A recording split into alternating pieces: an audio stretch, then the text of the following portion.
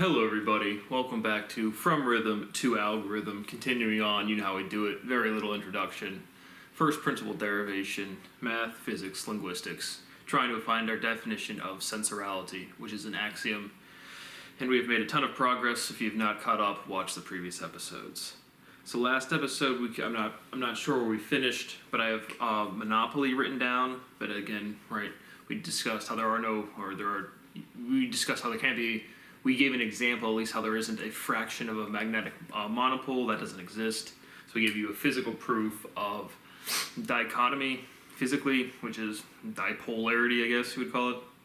But monopoly would be the dichotomistic pairing. Monopoly, monopoly, that's condensing. The same way you have present or present. And so just pointing out again, trying to get that en in front of our definition, sensorality in sensorate, just like is special or speciate. And so we're just rearranging, doing logical derivation. So I just redefined sensorality. Sensorality is enjoying, right? I'm life, all things that can enjoy something. My table's not going to enjoy the sun. My vacuum cleaner, my vacuum machine's not going to enjoy going on a walk. Life is. And so we define life as young, but just moving on. Do inanimate objects feel enjoyment? Obviously not. Sensorality with a C is feelingless. It does not have feeling. And so it's another thing to point out linguistically is when you have, like if I just said the word vibrate, like you'd probably process that as a command. No context given if I just looked at you and said vibrate. You'd process as a command. But if I said vibration, right, and kind of like generalize it, and vibrationality, the complete linguistical generalization of vibration. And so we see that if you go from vibrate to vibrating, and again we have to keep that fundamental ing, we've done a lot with that. So sing, singing, signing, sensorality, signs, signing is sensorial. But we see we chop off that E when we put on an ing. Why does that occur? But it's kind of like strikes you as a command versus a state. But sensorality signs, now we just chop off the sen. Sign has its fundamental dichotomy, right? If I said the word sign, and remember, what's preserved in syllability is the sound, not the letters. The letters differentiate the context, because when you're in person, being in person, speaking, gives you the context, whereas when you're reading words or reading texts, you don't have that. In the same way, you can just read a text message and be like, oh, well, I didn't get what you meant emotionally. I thought you meant this. I thought you were saying this. I thought you were angry. It's like you kind of remove that emotionality when you just see the text. But the letters differentiate because you don't have the physical context of speaking face to face. And so sign as in the sign function in mathematics, and then sign as in the stop sign down the road. And so everyone knows what a sign is, like a stop sign, and now we've derived linguistically, logically, and mathematically into sign functions, to trigonometry. What is an angle? Why are we focused on right angles? And it's because it's the vector of maximality, right? If you want to punch somebody as hard as you can, you don't want to hit a glancing blow, you want to go perpendicular. So the motivation for perpendicularity is that it's the maximum force imparted by a collision. So that's the physical motivation as to why right angles are like a thing, like why they're interesting, I guess. They're also ordered, so they're regular objects. So with easy angles like that, you can calculate them easier, just based off symmetries. But sensorality is not special. Or to finish up the sign and sign, we just have signing and soaring. S-O-R-I-N-G. So we've paired two base words that end in ing that are not defined. And so we need three undefined words or three something to complete that definition. Because two is the stability, and you need three, that entropic element to keep the system open. But we defined, right, we've talked a lot about base and not base. You assert the existence of something, and then you negate that existence, or you modify that existence. And so we talked about how sensorality has to contain, logically, linguistically, the definition of speciality.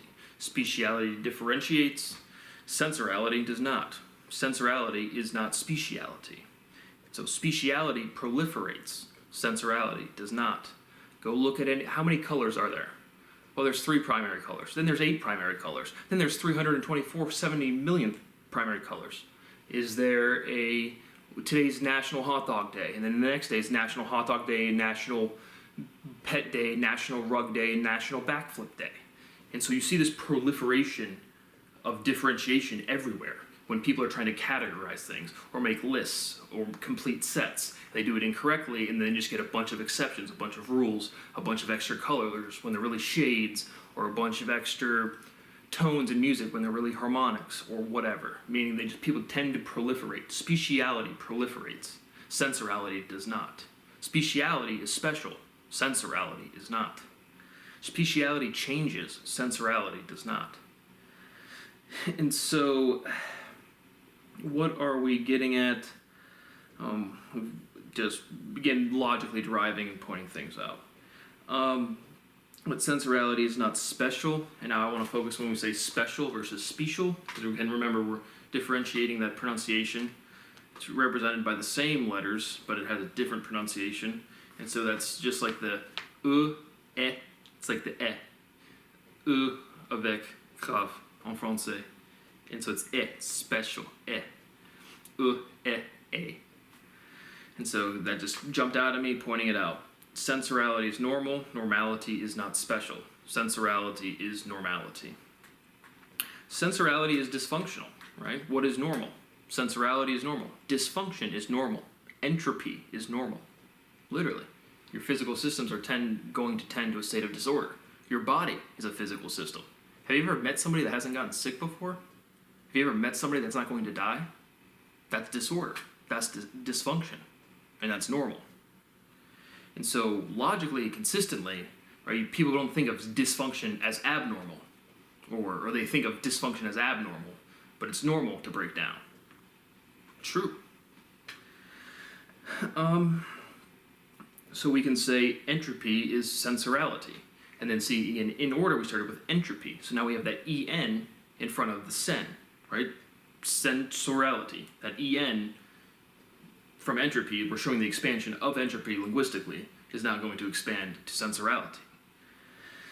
But we've gotten that e to the en prefix in front of our base word sensorality. And so sensorality relates chirality and entropy. How does disorder relate to the inability to be symmetric? And specifically under a flip modification as opposed to just a rotation. Flipping, why does it flip? Right? When I'm looking in the mirror, nothing's being rotated, it's just getting flipped. That's the part of the aspect of chirality that's just throws off your intuition, or at least it does for me. I struggle to think anybody else out there has better physical intuition than me. But what exactly is the relationship between chirality and entropy? I do not know. But our resolution will fall into place. So we've done a lot of where we expand. A basement is not a basement. So if you literally just put a space into words, it expands them and it changes the logic. So we're expanding that syllability, breaking all of these words down into the most fundamental root things, and we're going to just combine those syllables into our solidified axiom. And it will literally just fall into place, meaning we'll have the syllables spaced out into one logical meaning. We will remove the spaces, and that will cancel out the negativity, and it'll give us our positive definition.